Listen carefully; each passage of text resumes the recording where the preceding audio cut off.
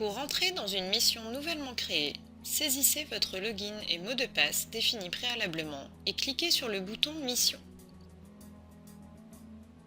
Vous accédez à la liste des missions qui se présente en plusieurs colonnes. Nom de la mission, date d'arrêté des comptes et date de clôture d'exercice. Sélectionnez votre mission en cliquant sur l'icône se situant à gauche du nom de cette dernière.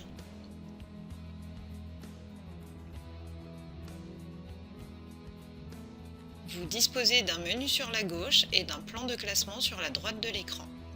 Par défaut, vous êtes positionné sur le plan de classement général qui correspond à la structure papier du dossier de la mission.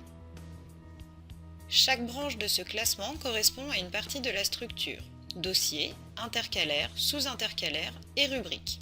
Cette dernière constitue la branche finale à laquelle on attache les objets, document Word, document Excel ou encore PDF.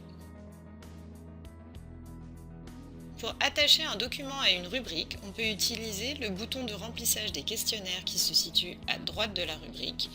Cliquez sur l'icône correspondante. Une fenêtre s'ouvre permettant de répondre au questionnaire ou de créer le document proposé. La deuxième méthode se trouve sur la deuxième icône qui permet d'accéder à une bibliothèque de documents préparamétrés. Enfin, la troisième méthode consiste à utiliser le cliquer-glisser afin d'intégrer un document de l'explorateur Windows au dossier de travail. Par exemple, prenons la balance test, faites-la glisser dans les données comptables et votre document est attaché à votre rubrique. Il existe un deuxième plan de classement correspondant à votre méthode de travail. Le plan méthodologique est un plan chronologique qui vous permettra de débuter la mission par une analyse de cette dernière, puis de la société pour enfin collecter les données financières et évaluer les risques inhérents.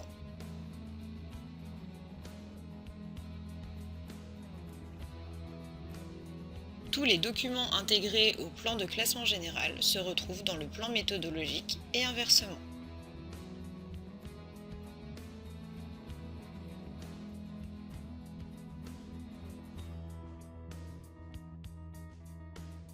Afin de débuter toutes vos missions sur Auditsoft Premier, vous devez répondre au questionnaire des critères déclenchants. Ces derniers vont orienter l'ensemble des rubriques qui suivent et faire disparaître ou apparaître certains intercalaires.